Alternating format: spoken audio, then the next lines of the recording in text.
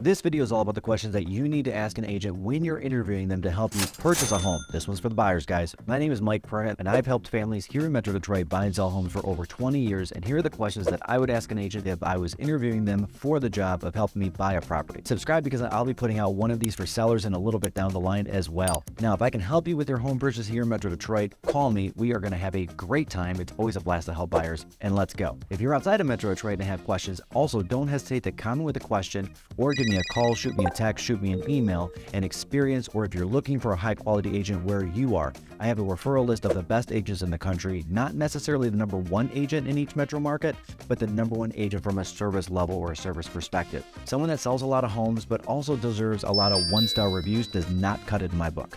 Also, if you've had a fantastic experience and there was something that your agent did that I can adapt to level up my business, I would be eternally grateful if you threw it in the comments. I'm always looking to learn and add to be the best agent possible for my clients. A little bit of background on this video. This idea came from a friend of mine in Denver that recently bought a home and had a terrible buying experience. When we talked, I found they had met their agent at an open house and they seemed nice enough and they got on well. My friend also spent a lot of time on apps like Zillow or Realtor.com researching neighborhoods and homes, but zero time researching their agent or agents that serve the community, and zero time interviewing agents that help them, resulting in poor experience. My hope for you is that this information can help you avoid the same thing. Question 1. How long have you been in the real estate business? Now, there's no right answer here, but there is definitely a wrong answer. 20 years experience is great, but it's also not necessary to master the craft. The better question is, how many homes have you sold in your career? A part-time agent that sells 1 home per year for 20 years isn't staying current with changing laws, negotiation tactics, or the market itself. I'd rather trust someone that's been in the business for 5 years but sells 20 to 30 homes per year. That person has their ear to the ground and has a lot of reps in. No different than a doctor. I'd rather have a surgeon that's completed the procedure 150 times over 3 years than someone that has done it once a year for 20. Unless they're backed by a super supportive team, you don't want to be your agent's very first transaction. In any business, you can't teach experience, you have to experience experience. Why did you get into real estate? And this is to help you get to know them on a personal level, where they're coming from, and it'll tell you more about who they are as a person. And again, there's no real wrong answer here, but it helps me find red flags, something that leads to them needing the next deal to survive versus someone that talks about their future goals for their family and what being in real estate allows them to do. How many clients do you have? Sub-question. Do you have a support system in place that allows for multiple clients to get a high level of service? There's no one-size-fits-all answer here. In my experience, a seasoned agent can work with 4 to 8 buyers at a time because there aren't a lot of homes on the market, and it's unlikely at 4 to 5 clients there will be a time where you need to get into a home that your agent is booked with another client. Conversely, you don't want to be that agent's only client, their only shot to put food on the table this month. So if your deal starts to go sideways, they may try to talk you into a deal that you should not do. Also, I've seen agents that have showing assistance support that gives fantastic service to 15 or even sometimes 20 clients at a time.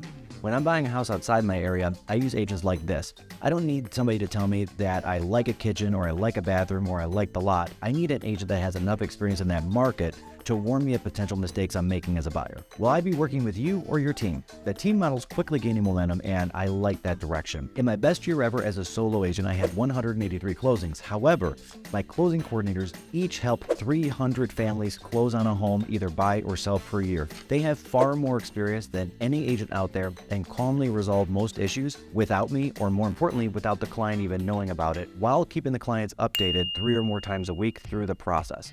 That model is like going to a doctor's office. Someone checks you in, another person takes your weight and blood pressure, and then the doctor's there to handle the heavy lifting, aka the diagnosis and treatment. Team or individual agent, neither is better than the other, but just know what you're signing up for from the start, because communication up front is key. What area do you primarily do business in? And further, show me on a map. All agents can do that very quickly because Zillow tracks all sales through the multiple listing service on a map. Here's mine. Now, there's 2 reasons to ask that. First one is to be sure you're getting somebody knowledgeable about that area. Does that area have high or low levels of radon? Does it have a high or low water table? There are cities near me where sewers were originally made out of wood, and they still are wood.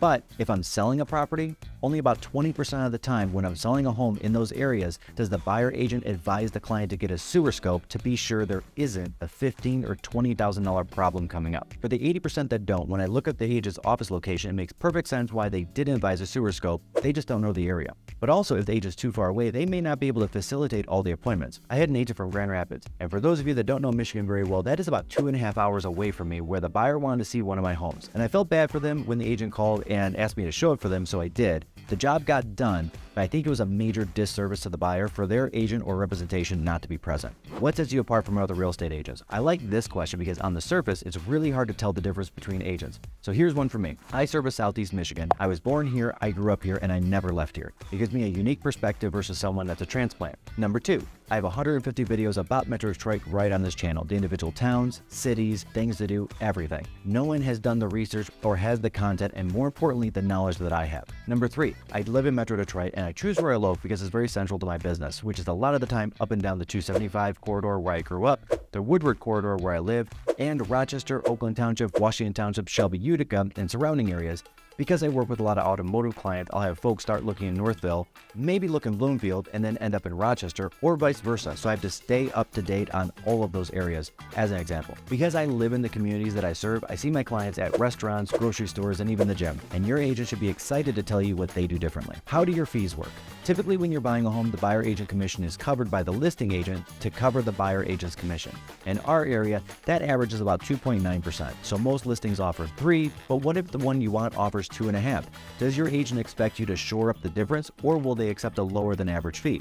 0.5% doesn't seem like a lot, but it can be thousands and thousands of dollars. Ask your agent if they can put that into the contract, or something to the effect of, will accept the commission as stated on the MLS as full payment for our commission. I had this pre-printed into mine, and some agents will hold firm on the 3, and there's no wrong way to do it. There's a value to everyone. It's just not the way that I do it. After hearing my needs in a home, my timeline, the areas I want to be in to own a home, what is the best strategy for moving forward for me as a buyer? It should be more than, I'm going to put you on an automated search and call me when you see something that you like. After the initial conversation, they should have a timeline with several benchmarks established, seeing homes, target offer date to stay in line with your goals, target close date, and occupancy dates. The automated search is fast and cool, but you're busy and you might miss an email or not check it today.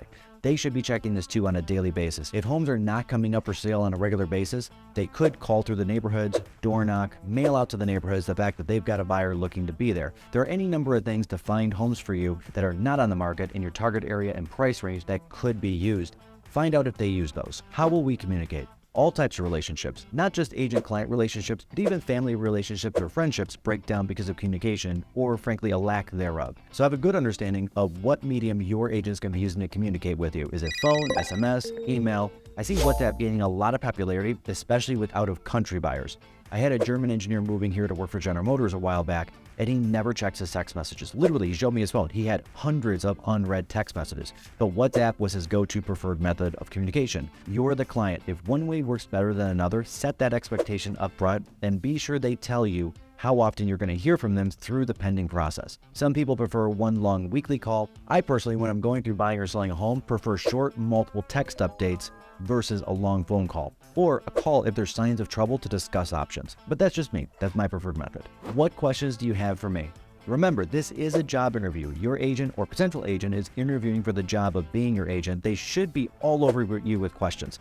How long have you been looking? Which homes online have caught your attention so I have a better idea of what you like? Any question is better than no questions, and I think no question during an interview is a sign of disinterest. When you're on a job interview and the interviewer asks you if you have any questions, good tip for anybody looking for a job in any career field, ask questions. Be interested, not interesting, and your agent should be the same. And there it is, 10 questions to ask a real estate agent when you're interviewing them. I really appreciate the time taken. Hit the subscribe because we put out real estate and local content each and every week. And if you found any value in this video, hit the thumbs up so more people can see it. If I can be of service in any way whatsoever, call, text, email, or set a time on my calendar with the link or leave a comment. See you on the next video.